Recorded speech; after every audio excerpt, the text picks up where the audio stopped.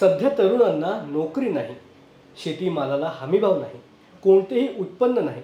मग करायचे काय असा प्रश्न जळगावच्या चोपडा तालुक्यामधील गरताड गावामधील तीन मित्रांना पडला. मग त्यांनी एक प्रयोग म्हणून शेतामध्ये 5,000 स्क्वेअर फूट जागेवर लोखंडी खांबाच्या सहाय्याने 6,000 अंडी देणाऱ्या कोंबड्यांचा कुक्कुटपालन व्यवसाय सुरू केला. हा व्यवसाय सुरू करताना त्यांनी कुठल्याही बँकेचं कर्ज घेतलं नाही, हे विशेष आहे. पहिलेच वर्ष असल्यामुळे सध्या या ठिकाणी 5,000 कोंबड्या असून हे तीन मित्र स्वतः सकाळ संध्याकाळ काम करतात. त्यांच्या या प्रकल्पाचा आढावा घेतलाय आमचे प्रतिनिधी आत्माराम पाटील यांनी. आज आपण चोपडा तालुक्यातील गरताड या गावी आलो आहेत. या गावातील काही शेतकरी असे आहेत की त्यांनी शेतीला पूरक व्यवसाय म्हणून किंवा शेतीला जोड व्यवसाय म्हणून कुक्कुटपालन हा व्यवसाय त्यांनी सुरू केलेला आहे. आपण आज या कुक्कुटपालनच्या व्यवसायानिमित्ताने त्यांची एक भेट घेण्याचा प्रयत्न केलो आणि शेतकऱ्यांना त्यांच्या मनातलं कुक्कुटपालन कसं त्यांनी साकारलं आपण त्यांच्याशी भेट करूया. दादा, मला एक सांगा की आज जे तुम्ही कुक्कुटपालन सुरू केलं, हा जो व्यवसाय सुरू केला, याला लागणारा खर्च आणि हे जे तुम्ही बियाणं आणलं, कोंबड्यांचं जे बियाणं आणलं, त्या संदर्भात थोडी विस्तृत माहिती आम्हाला द्या. नमस्कार, मी राहुल पाटील. मी गरताड गावाचा आहे, चोपडा तालुक्यातील.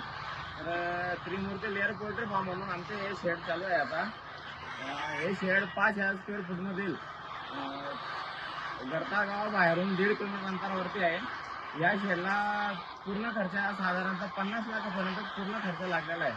आपल्याकडे वेंकीज कंपनीची दिवित रेंजर म्हणून एक कंपनी आहे.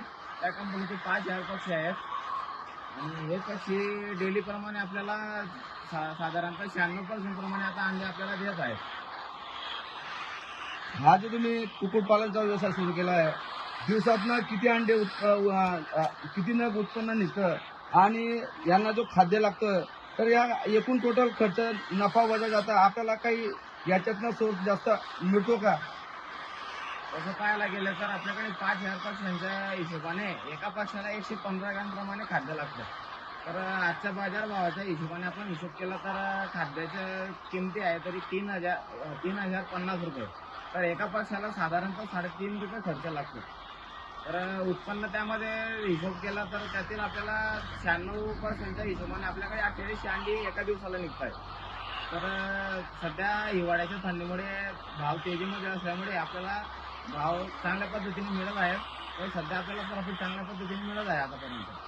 हे जे तुम्ही पक्षी आपल्याला जे पक्षी पाहायला मिळत आहेत, यांना रोज लागणारं खाद्य किती किलोमध्ये किंवा किती क्विंटलमध्ये लागतो असा आपल्याला काही अंदाज सांगता येईल का?